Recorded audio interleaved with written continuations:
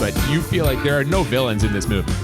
No, I think that the sort of person who's portrayed to be the villain is definitely not a villain. And if anyone is the villain, it's the Catholic Church. Oh, Jesus. Whoa. Okay, maybe I should. Okay. Yeah, sorry. Welcome to our farewell episode of Bad Movies and Beer. Okay, I apologize. Maybe it was just Mother Teresa, the nun portrayed. Mother Superior? Mother Superior, yeah. Mother Teresa, the noted, God. charitable, Jesus Yeah, Christ. we're starting really bad here. Mother Superior in our movie was not so good. I'm Cooper, and I am not the guy who was saying everything for the last 5 minutes. So I'm Nolan. Cooper said all that stuff about Mother Teresa. Oh my God, no. Don't put that on me. Welcome to Bad Movies and Beer. This is our holiday episode. We watched and we are going to talk about a holiday movie. It's Silent Night, Deadly Night. Calling that a holiday movie is perhaps not the best. It's not really. It was a treasure. It was a holiday treasure, I'd say. It's about Christmas. This is the first time I've ever watched it. In a roundabout. Yeah, you've never seen it before. No, I've never seen it before. This is good stuff. So we're going to watch that. We're going to talk about that. And we are also drinking a holiday-themed beer. What beer is it? This is Bah Humbug. It is by the Wychwood Brewery in Oxfordshire, England. We're going international today. Nice. I'm excited. It looks like it has a lot of spices in it. Yeah, it's for sure some cinnamon, hopefully some nutmeg in there. It's a holiday themed beer. We're gonna give it a try, and we're gonna celebrate this movie. God damn, wonderful. Oh man, we should probably get into it. Let's open these up. Yeah, let's open them up. Bottles today. Beautiful. I like it. So, you've never seen this before?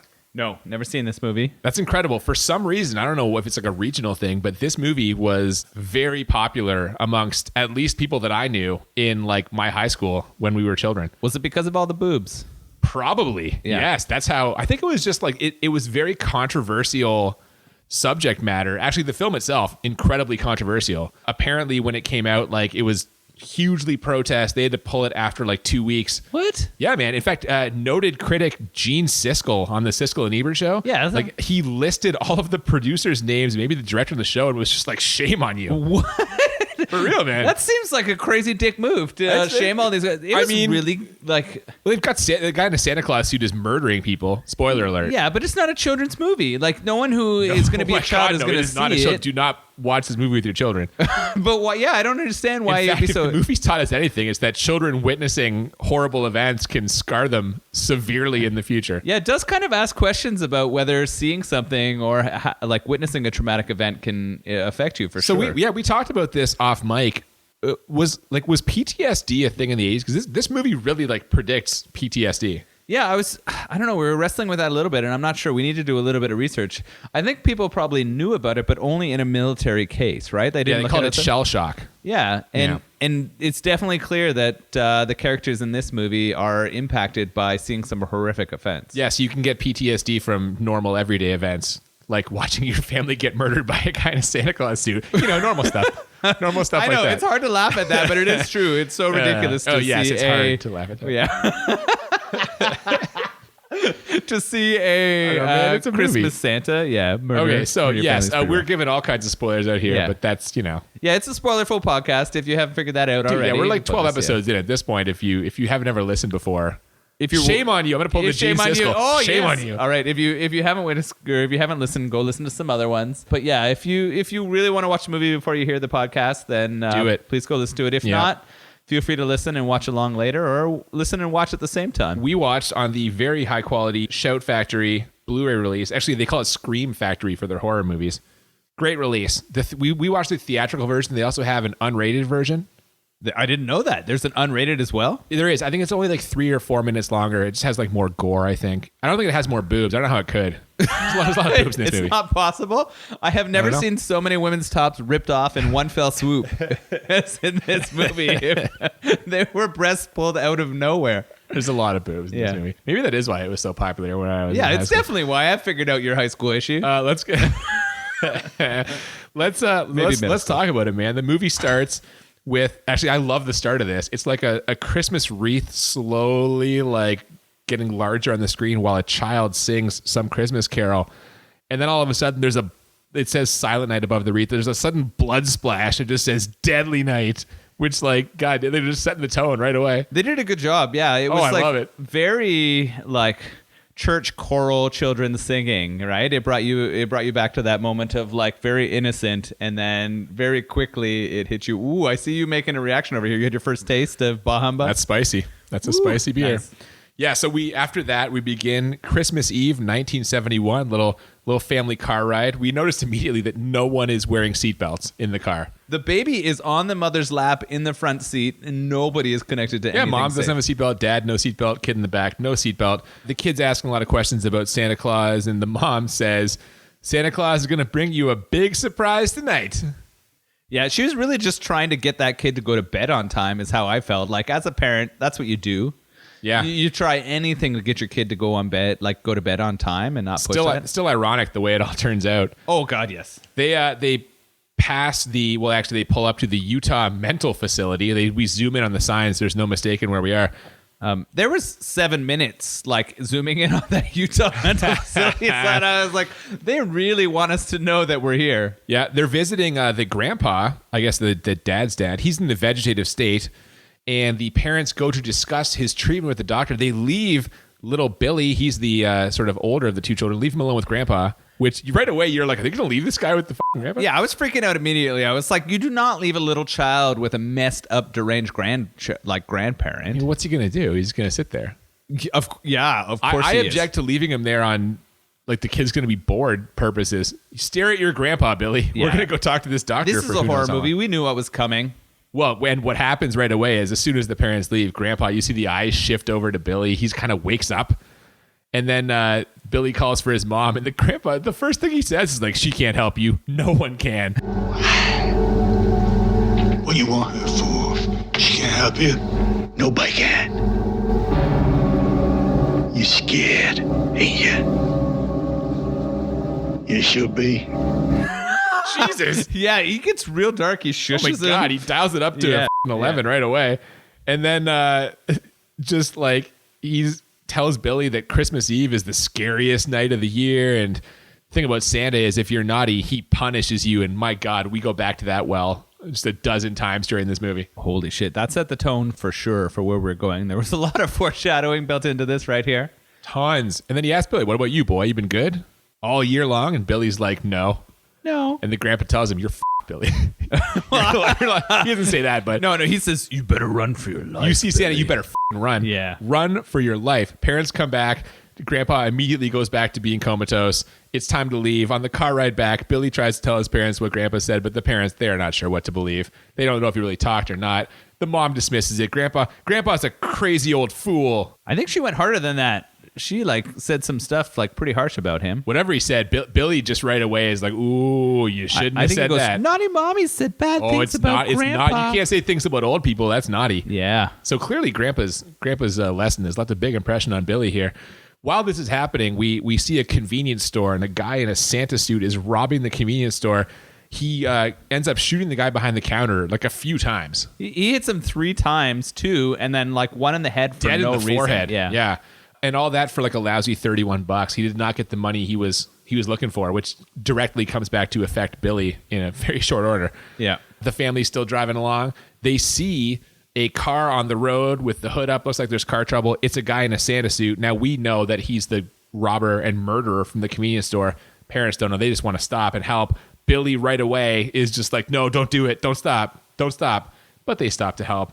And that was a bad mistake. Santa starts shooting. Right away. Tries to rob the family. He does shoot the dad. The dad tries to peel out. Goes for the escape. Good job, but doesn't work out. Santa shoots him dead.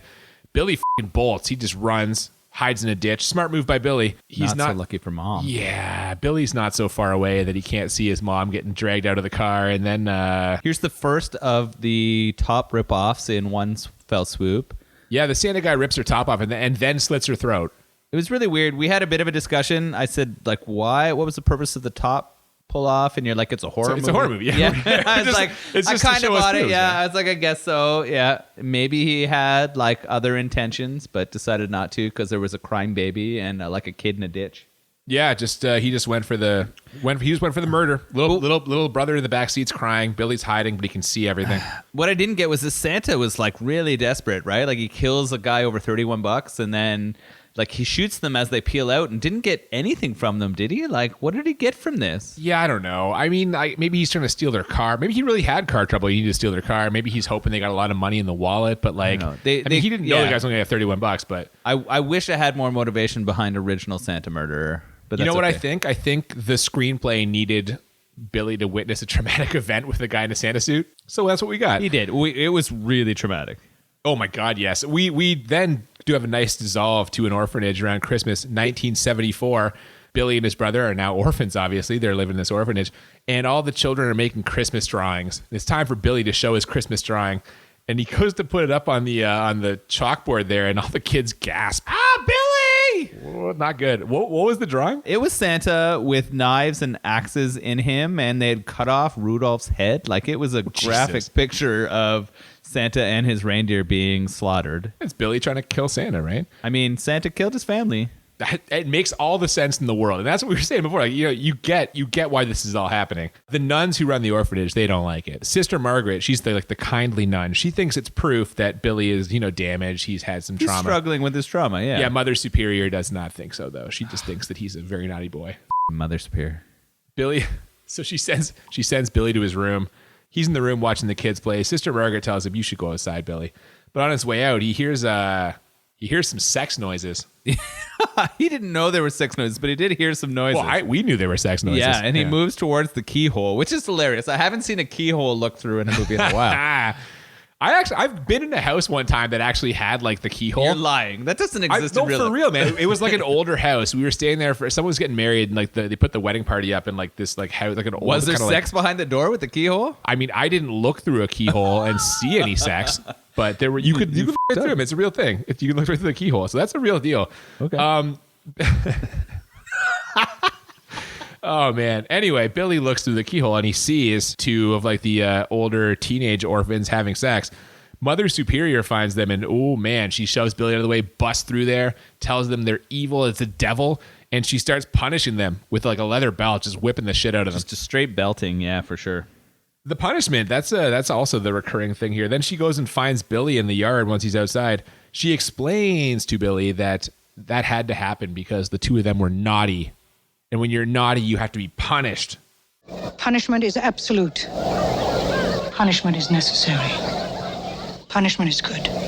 Yes, Mother Superior. And then what does she do to him? Well, as I was going to say, speaking of which, Billy left his room, so he's naughty. So she whips him with the belt. See, I'm talking about the villain here. We got her right here. I mean, he may have made it through what he saw with that Santa if all of this wasn't instilled in him afterwards. I'm not going to defend whipping a child with a belt. But where are you going with this?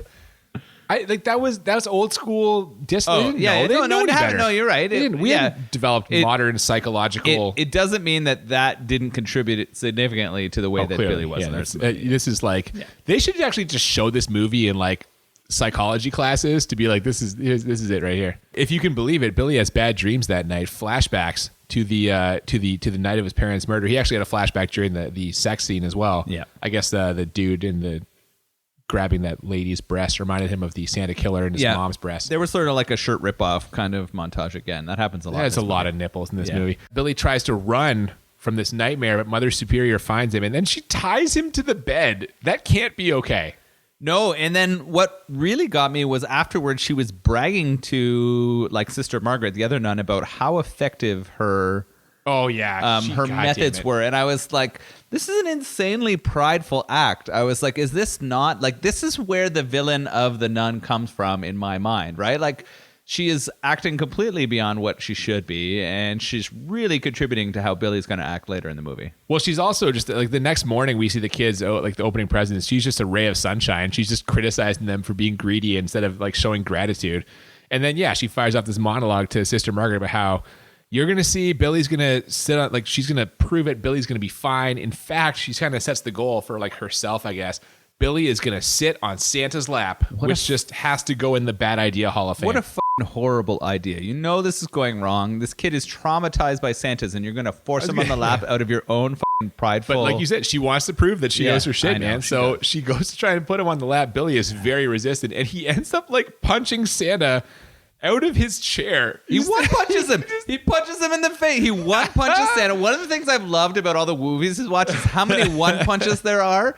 I mean, Santa's head didn't come clean off, but This kid he is had like a bloody 7 years old. He's one 7 punches years him old. out And of the chair. knocks a grown man out of the chair. I don't think a 7-year-old can knock a grown man out of a chair, but it happens. Bloody nose, like my laying on the God. ground, whining about what's wrong with him. And then he immediately reverts to like he's just like rocking back and forth. He says he didn't mean to be naughty. Please don't punish him. But the Mother Superior, she's going to punish him. And we get a freeze frame in the middle of the movie. Yeah, I know this is something you love, freeze frames. I like it at the end. How did you feel about the mid-movie freeze frame? I thought it drove home his like anguish and fear of being punished. So you like it at any time? Well, I prefer it at the end. Put it this way, I'm not going to give it an extra point for having a freeze frame in the middle of the movie. But you will if there's one at the end. Always. Yeah, all right. 10 years later, Sister Margaret is trying to find a job for the now tall, muscular, handsome young Billy. 1984 Billy, I like to call him. They're in a toy store, and the guy running the toy store doesn't. A boy couldn't handle this job in the stockroom. It needs a man. Luckily, Billy is so big and strapping. He sees him, and he's like, "Oh, yeah, you're hired."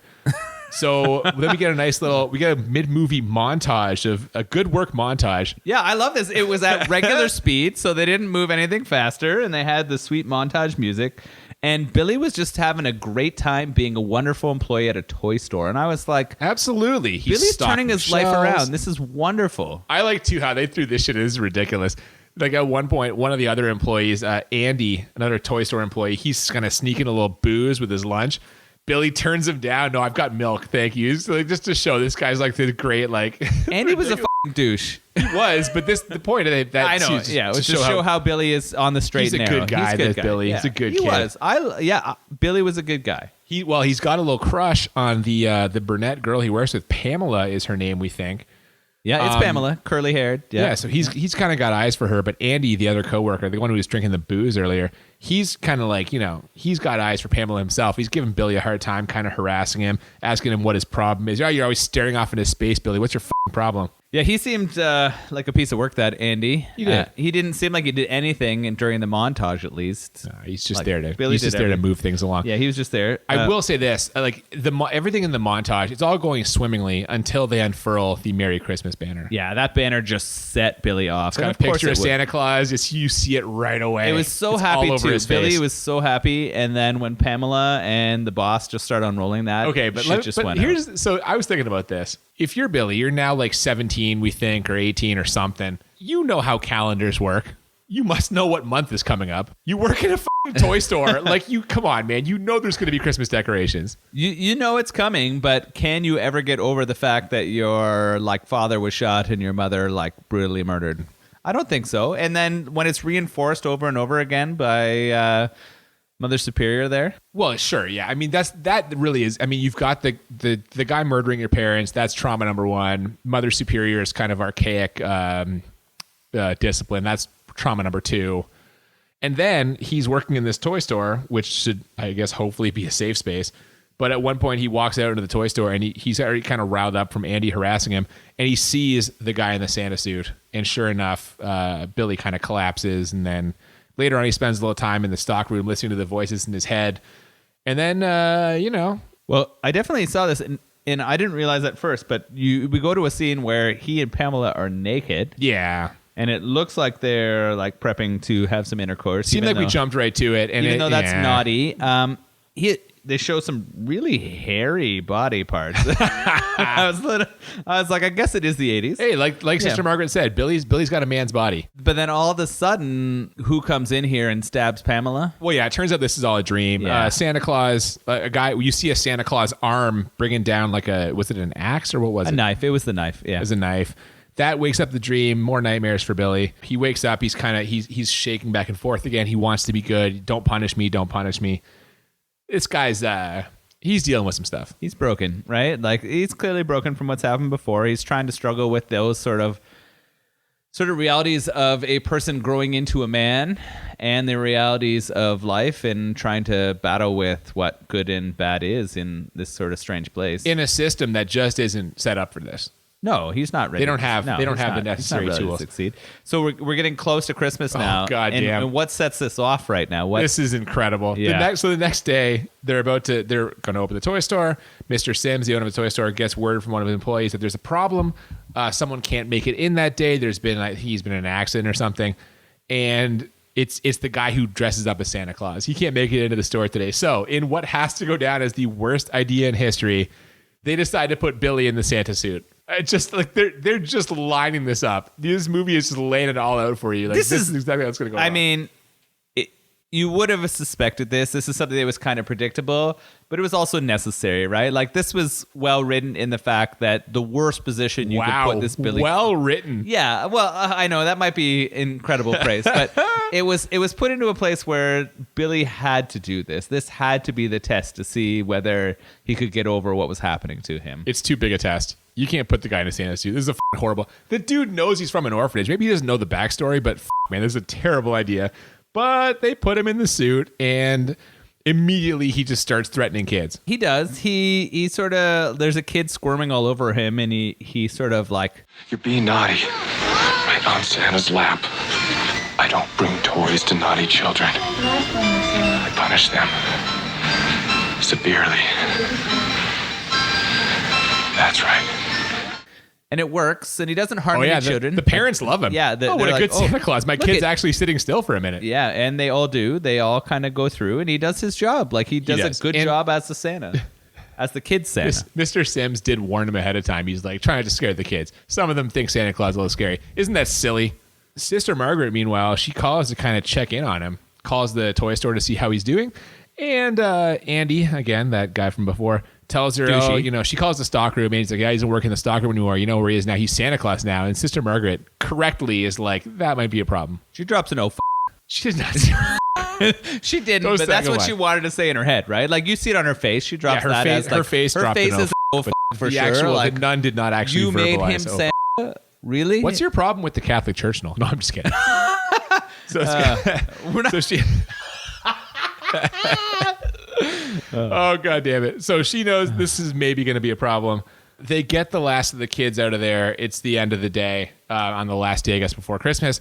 And to celebrate, Mr. Sims is like, there we go. We're closed. Let's get shit-faced.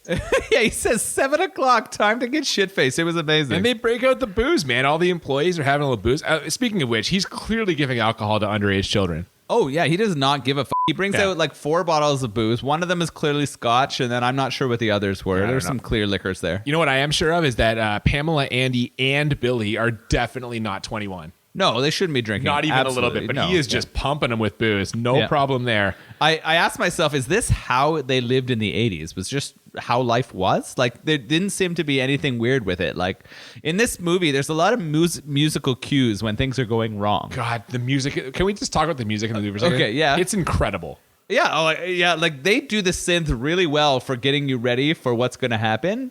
There was no musical cues telling me that underage drinking was a problem. So I feel like the 80s this is just what they did, right? Like they'd close up the store for Christmas and then just bring out the bottles of liquor and everyone would just get f***ed up. They are. And then Andy makes his move on Pamela. So he kind of lures her to the back of the store. Billy, meanwhile, gets triggered by Mr. Sims because Mr. Sims is, ask him what he's thinking about. He's like his parents. Mr. Sims like, that's good. You should think about your parents on Christmas. And then Billy's like, my parents are dead. And he's just like, whoop. Yeah, I wish he had said Santa murdered my parents, but it didn't happen. Yeah. I was hoping that was going to come out. But so then Mr. Sims's way to extricate himself from this awkward situation is to be like, well, Santa, you got a long night ahead of yourself. And Billy's like, what are you talking about? He's like, Santa Claus, it's Christmas Eve. You know what you do on Christmas Eve? And this is what like really snaps him. This is where it's like, oh yeah, I do know what Santa does. I gotta go punish all those assholes. Punishes assholes. people, absolutely. Yeah. So the first people he punishes, he goes back in the room and he finds Andy, and Andy's getting a little bit rough with Pamela. Yeah, they're back there together, and at first Pamela wants to be there, and then she starts resisting, and with one no should have been enough, but lots of no's, and he rips her shirt off. Rip again. Immediately. This is a movie of shirt rips. And there is no bras in any of the women in this. No one's wearing a bra. Not a single one. So all it takes is one single swoop of a hand, and there's breasts everywhere. You're just going from shirt to tits. There's no bra. And I mean, I guess that's the point of the like. This is why you and your friends watch this movie at a tender age. Don't put this on me. Don't put this movie on me. Listen. But that's what it was all about for you, I assume. Oh, listen, I assume it was not for the Santa mystery or Actually, no, it was more for, when you're a kid watching a horror movie, it's like, I'm going to watch someone die. I'm going to watch like blood. There's going to be like, this is a mature content. The boobs I would rather you have watched it for the boobs than the death. I didn't know there were going to be boobs. I knew it's Silent Night, Deadly Night. You know someone's going to die. Yeah. It's not called Silent Night, Ordinary Night. I guess so. No, but the boobs are the whipped cream on the sundae. That's fair. So Perv Andy is clearly doing stuff to Pam that he shouldn't be doing in the back. Billy sees it. He does not like it. So he has his flashbacks. He snaps. And then he hangs Andy one-handed from some Christmas lights. Yeah, this was insane. So he picks up Andy. Andy was not a big guy compared to him. And we know that Billy's kind of like a strapping young lad. But he picks him up with one hand, chokes him out with the Christmas lights, and then for some reason, blood starts spurting out of nowhere. You're like, what the hell? Why is there so much blood? It's just pouring out of Andy. This was an unnecessary side or like technical part of the movie. Like if they made it today, there certainly wouldn't be blood on a choke. I think it looks better with the blood, but it makes no sense. It makes no sense at all. Now, we should also mention that before or as he's strangling him, he says, naughty. Oh, God, yes. So we're clear that we know that Andy has been naughty. It appears that he's not okay with sex, or certainly wasn't Billy isn't okay with it. Billy wasn't okay with sex, and he wasn't okay with, like, Andy pushing sex on Pamela, which is kind of fair, right? Like, I wasn't upset. Like, I mean, no one should be murdering someone else, but I wasn't upset at Billy for what he did right here. You're saying the murder was entirely justified. Andy wasn't. No, I'm just kidding. Like, I mean, Andy was a douche, He so was. it was kind of like. But then. This is the weird part about the movie, right? This is where Billy starts murdering, Yeah. and I'm not really mad at Billy. Billy is just doing what he's learned. Like, Well, it's because you understand it. They make it very clear. Billy was not born a monster. He was made a monster. Yeah, he was made a monster, and so I'm not angry at him, and I'm like. Andy kind of deserved it. He was a douche at work. He tried to rape Pamela. He was a douche at work. He tried deserved to rape to die. Pamela. I was like, I mean, it was a little bit graphic. And yet, you know who is mad at Billy? Pamela. Yeah, well, this is Pamela's mad at Billy. She calls him crazy, but he tells Pamela, punishment is necessary. It is good. And then he kills her with a box cutter. Yeah, this happened. This happened really fast. It goes from her being mad that he murdered the guy trying to rape her to murdering her, and I'm just like, holy shit. What did she do wrong? What did she do wrong? She got mad at being protected from being raped. I don't know. That's my point. This is where your Billy is not a. This is where your I'm okay with Billy argument runs into this problem. Pamela is probably the character in the movie who gets murdered by Billy that I'm the most upset about. That's not the case for me, but we'll get to that in a second. Okay. Mr. Sims comes back to investigate where everybody is. And he gets a hammer to the skull away. This is the crazy drunk owner of IRA Toys, right? Yeah, it's Ira Toys, man. Iris Toys. What are you talking? He's not run by the goddamn Irish Resistance Republic Army. Is that what Republic? Yeah. I don't know politics. Yeah, it's Iris Toys. Yeah, it's the owner of Iris Toys, and he is like a sleaze bag. So I wasn't upset that he got murdered. He gets why is he a sleaze bag? He's constantly trying to take advantage of his employees. How? He was trying to have sex with his other employee earlier in the movie. Yeah, but she's an adult. At least she's not one of the teenagers. Yeah, but I mean, just he was fed the pumping the teenagers teen- alcohol. yeah. This guy is an asshole. He gets like a low grade scat man. He is very Scatman in the movie. In The Shining, of course, Scatman Crothers is like looking for people. Hello, and he gets the axe to the chest. He gets a low grade Scatman. He's looking for everyone. Where's it? But he gets a hammer to the forehead. Yeah, but he was not like I did not feel bad for this character. Well, he's dead, so you don't feel bad for him anymore. Well, hold on. Yeah, what are you gonna say? I was gonna say this is where we start getting the picture of the death scenes. There's a lot of quick cuts and like zooming cuts to get close-ups of these dead bodies, and it's pretty tremendous. They did a really good job on those. I think that's one of the best parts of their sort of filming. Yeah, of it's this good, movie. and we get the first couple because Mr. Sims was kind of macking on a lady a little bit there. Maybe the employee, maybe not, but she now goes looking for him. Mr. Sims, where are you, Mr. Sims? She finds him, and we get this like zooming cut of him with the hammer just in his head and him dead. It's pretty glorious. It's not bad. She tries to escape and call the cops, but Billy grabs a fire axe off the wall that we actually see earlier. We saw it in the movie. You're like, oh, he's going to use that axe. And I'm like, he did. He cuts the cord for the phone with the axe. She runs. Billy's stalking her. And as he's stalking her, he recites "The Night Before Christmas." 'Twas the night before Christmas. Oh yeah, that was pretty awesome. I love that touch. They take out that sort of like classic poem, and he reads it as he's sneaking through. The bells on his Santa suit are kind of jingling quietly for sure. as he's moving his way through. Now as he's trying to catch her, he gets kind of fooled by, I think she had like a hat or something, but it had like mistletoe. So he sees the mistletoe or the hat and assumes it's her, swings an axe to hit it, but it's just a bunch of boxes with like the mistletoe on top. She kind of gets the drop on him. She dumps a bunch of boxes on him, causes him to drop the axe. She grabs the axe and runs, and she's about to like use the axe to smash through the window, and she kind of winds up a couple of times for some reason. Yeah, I don't know why she pump faked that window. That was pretty balls move. She's taking her time. She could have put herself through that window and out that door before it was too late. Now, in one of my favorite moments in the movie, Billy just steps out with the bow and arrow. he just archers her right. He was fucking shot. Robin Hood. He Dead went shot. straight through her heart. Oh my from God. the back. He did not hit a single rib. Like this guy has been doing archery for the rest, like his entire life. Maybe they stock bows and arrows in the toy store, but I'm sure they aren't unwrapped. This all happens in like 15 seconds. Where does he get it?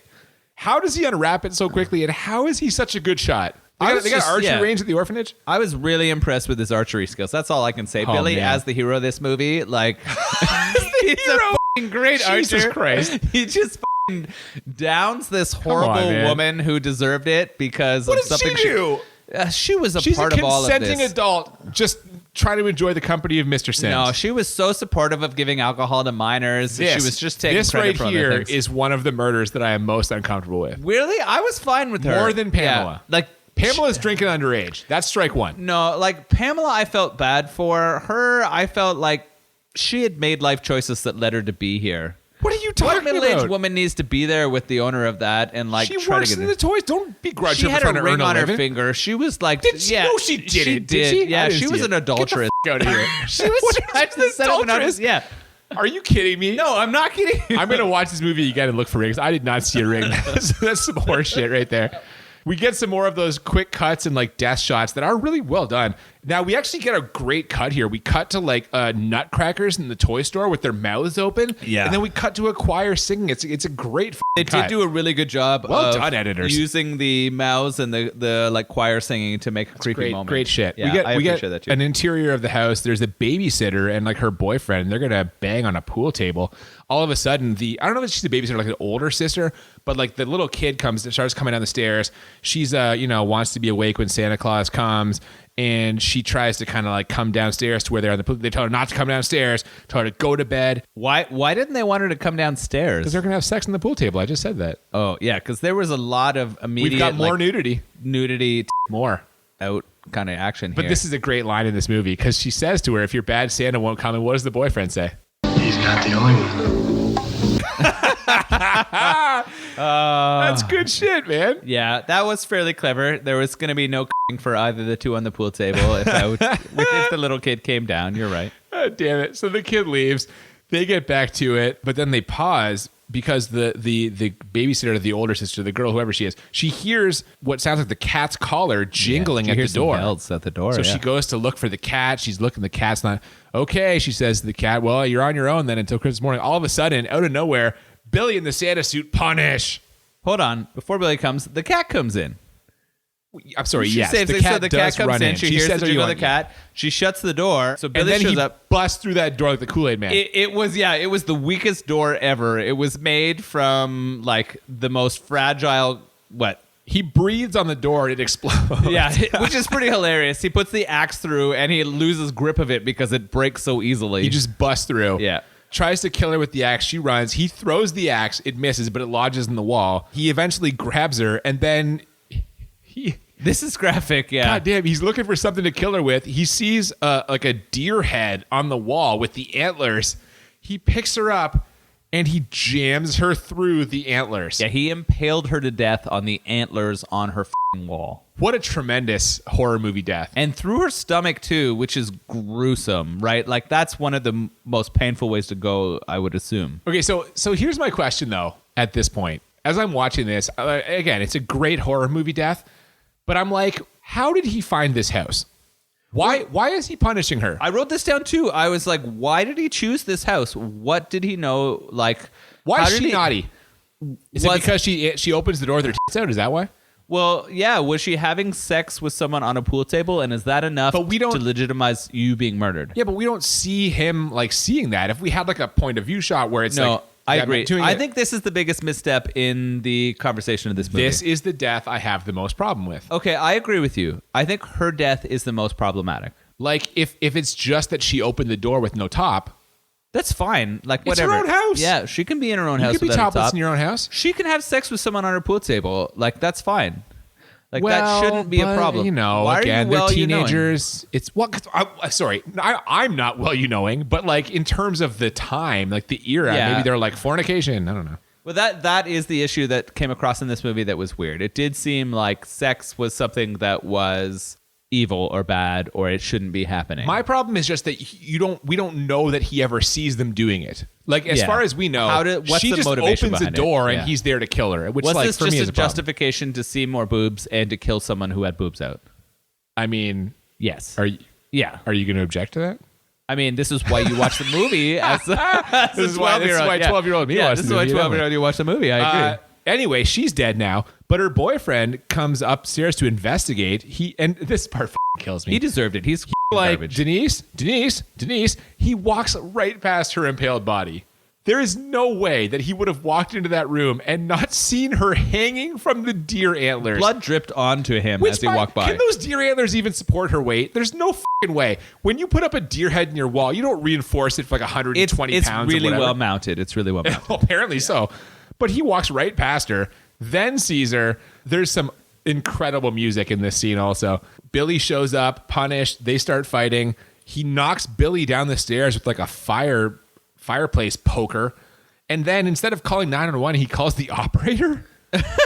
Yeah, so this is weird. One, their fight sucked. Billy was so strong. It was and not good. This guy with his like fire poker downs Billy in like two brutal swings that anyone could have dodged. And then he tries to call the operator. Was this standard practice in 1984? And okay, I was actually thinking about this now. And here's the thing. I guess technically dialing 0 is less, like you're dialing less than 911. It's only Except one for number. you have to three. wait until you get connected to the police. Well, that is true. I mean, it didn't Wouldn't work. 911 directly get you to the police?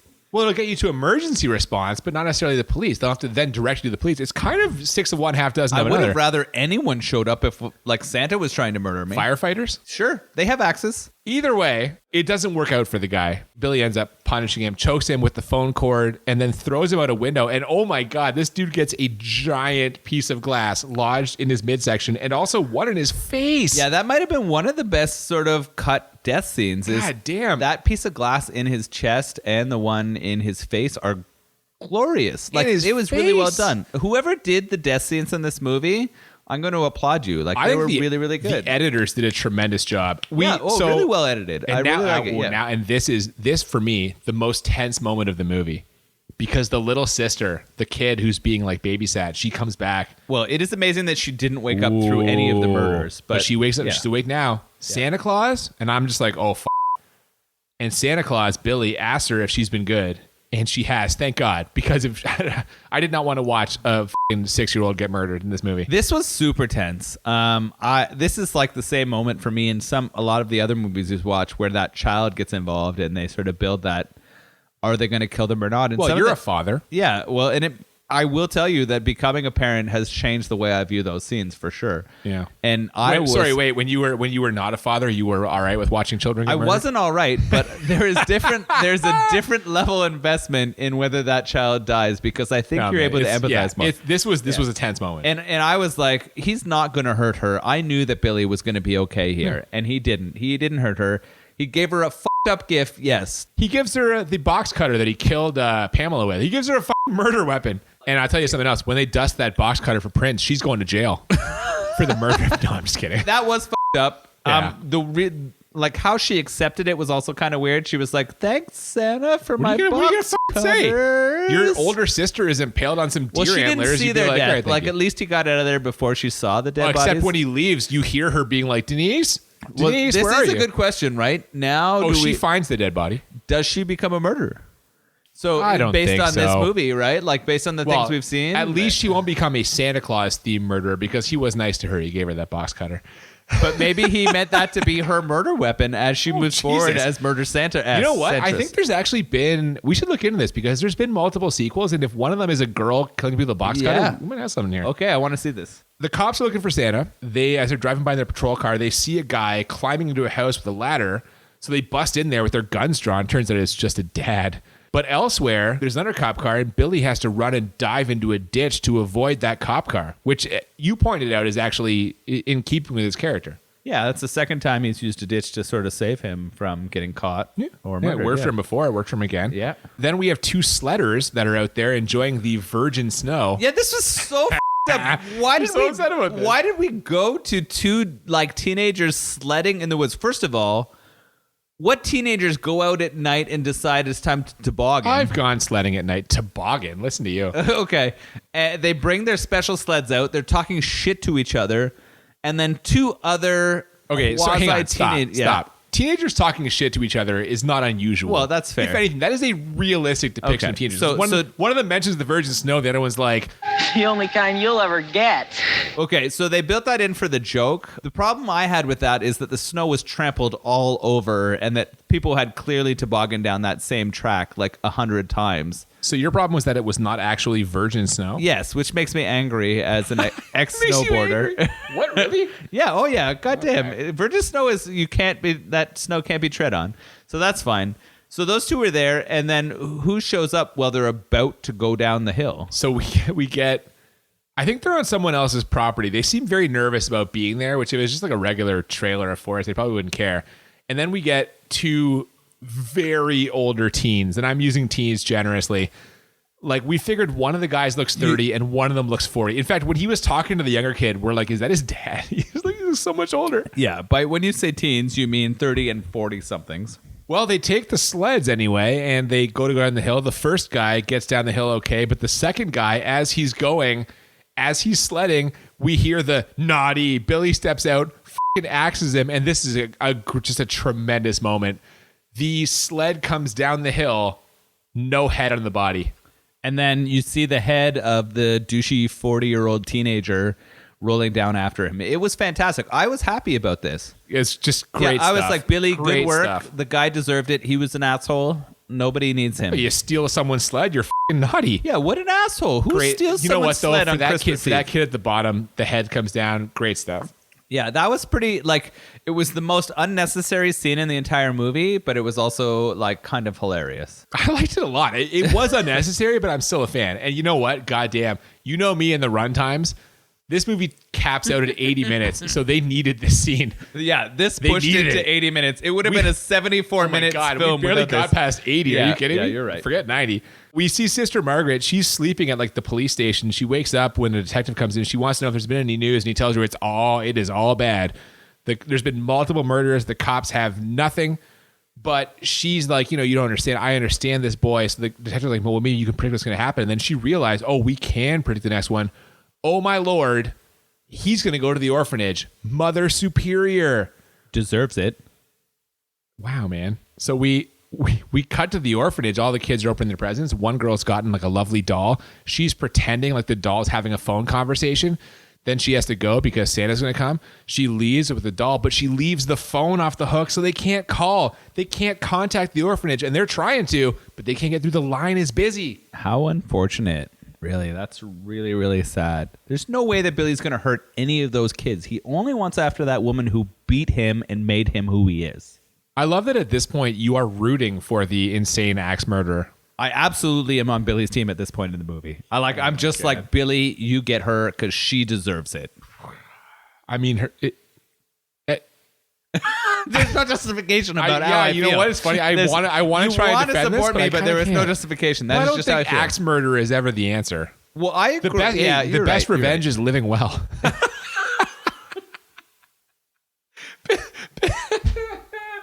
Billy should become a lawyer or something. He should get a nice house. A lawyer? Nice car. Yeah. That'll Both show of us her. needed to step away from the mic after that comment. Oh my God. All right. The detective and Sister Margaret, they race to the orphanage and he sends out on the intercom there. Not the intercom. What do you call it? Whatever. The radio. Shoot to kill. The police radio, yes. Which Santa actually shows up at the orphanage and one cop is there. He sees the Santa, tells him to, stop, get back.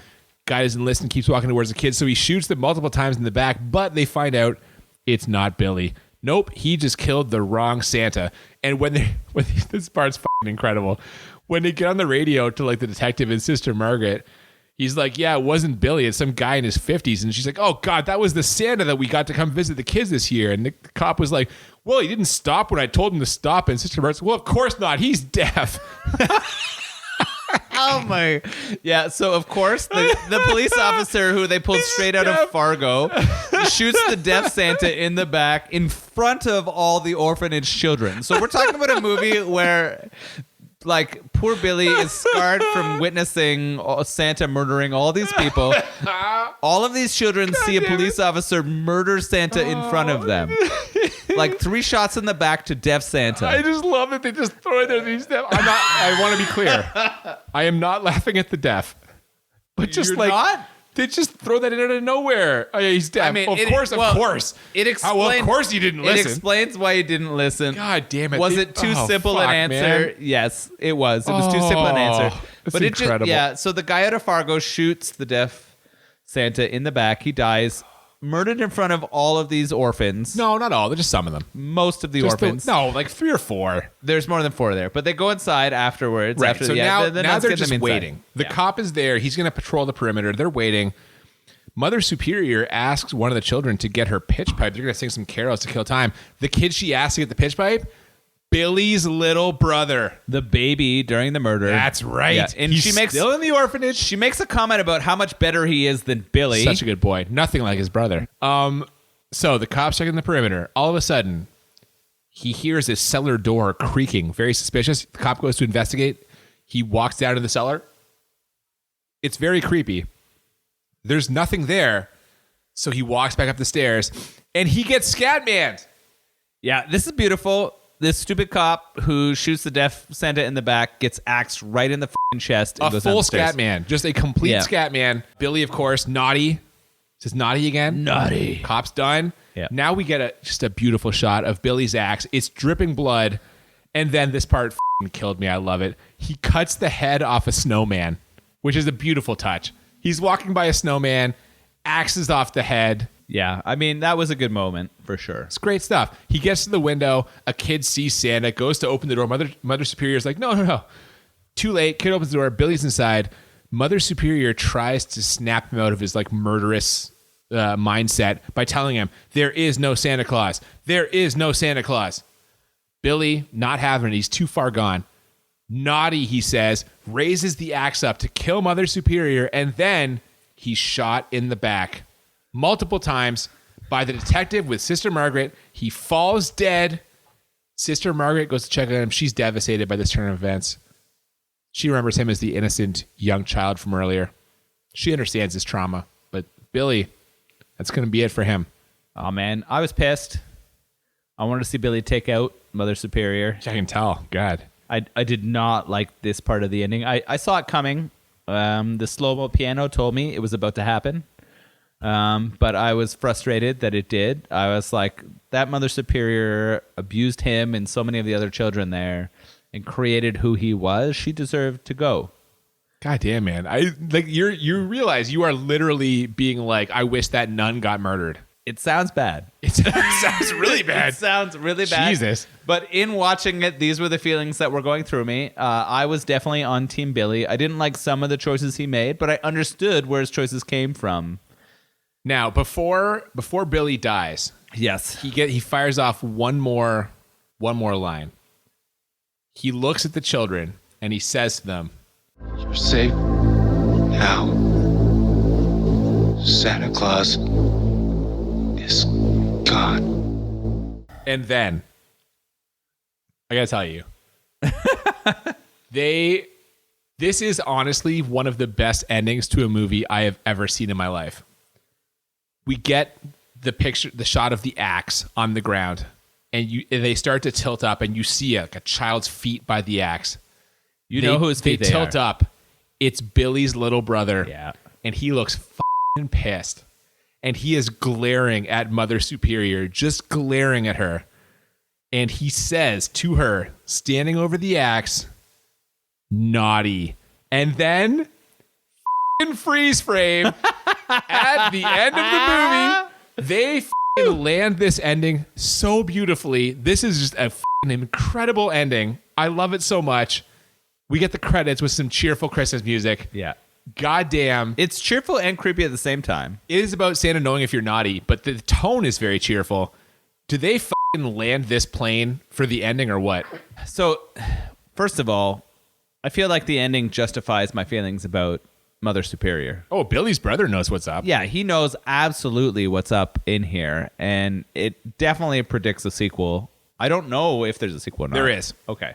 And I will tell you right now, Billy's brother is the killer. Oh, that sounds amazing. I haven't seen it. I can't wait. I'm sure it is. can't wait. My God, they set up so well. Can you, I just honestly can't imagine, if you're trying to set up a sequel, I can't imagine a better way to do it. Yeah. You got the brother at the orphanage. It's like right away you just know, oh, he's like his brother, he's gone. This is it now. It's so well done. My God, it's so well done. So that's it. That's the ending. Again, it was funny because I've seen this when I was younger. Some movies that when we watched Killer Clowns from Outer Space, that was a while ago, but you saw it when you were younger. You were kind of like disappointed when you saw it again as an adult. I did not feel this way in this movie. It lived up to or exceeded everything I felt as like a 12-year-old watching it. Great shit. This movie was worth watching for sure. Like, I really, really enjoyed it. Yeah. So, ratings time for me, unless you have anything else you want to add. No, you go ahead into ratings. How bad is this movie? The acting is terrible. Yes. They're all bad actors. It's really bad. The fact that nobody at any point along the way was like, we should put this guy in a Santa suit. Maybe that'll be a problem for him since his parents got murdered by a Santa Claus. No, that doesn't occur to anyone. Not well done. The music in this movie, amazing, but not necessarily in a good way. Yeah, it's really good, but it's super on the nose. It's really on the nose. So many boobs. Just like there's. You can't rate it down for boobs. I'm not going to. Are you kidding? I'm rating it down. This movie is 10 out of 10 bad. Whoa. I love it. I love this movie. We'll get to how much I enjoyed it in a minute, but it is 10 out of 10 bad. There are no name actors in this, nor should there be. Like, even a lot of slasher movies, I'll throw like one name actor in there just for like whatever to give it some credibility.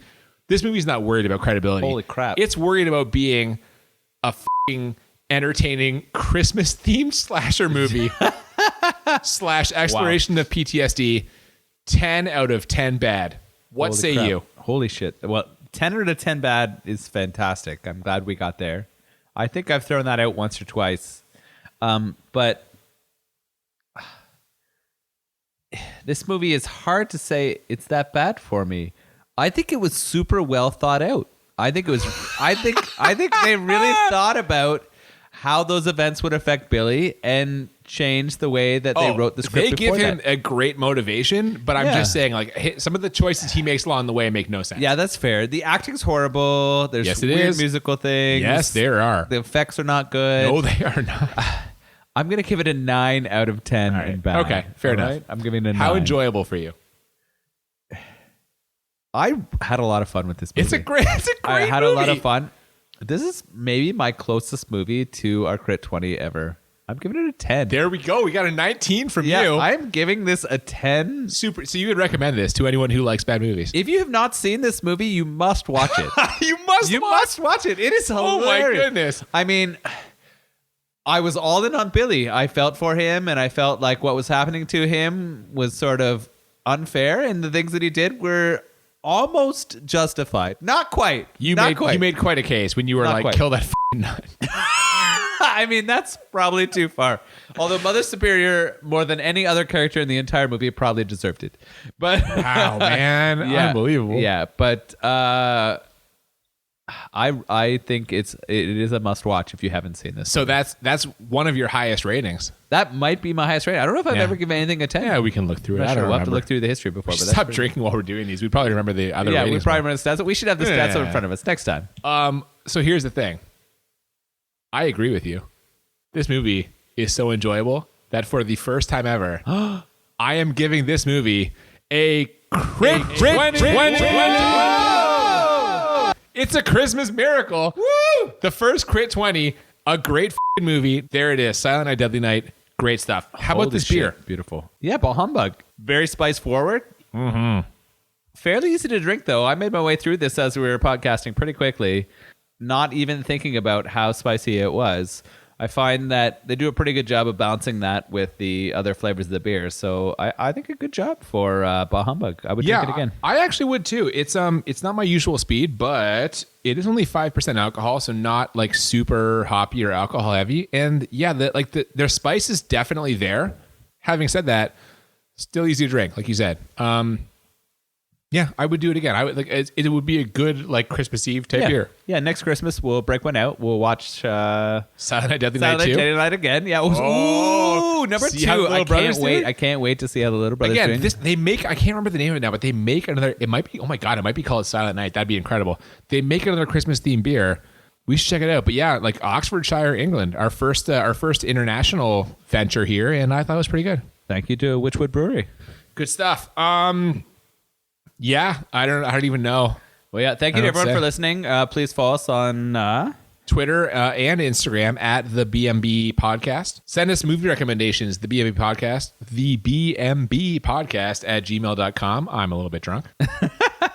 Fair enough. And we really do appreciate you listening. Absolutely. Buy the Blu-ray, guys. Buy Blu-ray. Blu-ray's good. Buy that Blu-ray. Keep it slashy. Keep it slashy. God damn it, that's good shit. All right, let's get out of here. He knows when you've been naughty.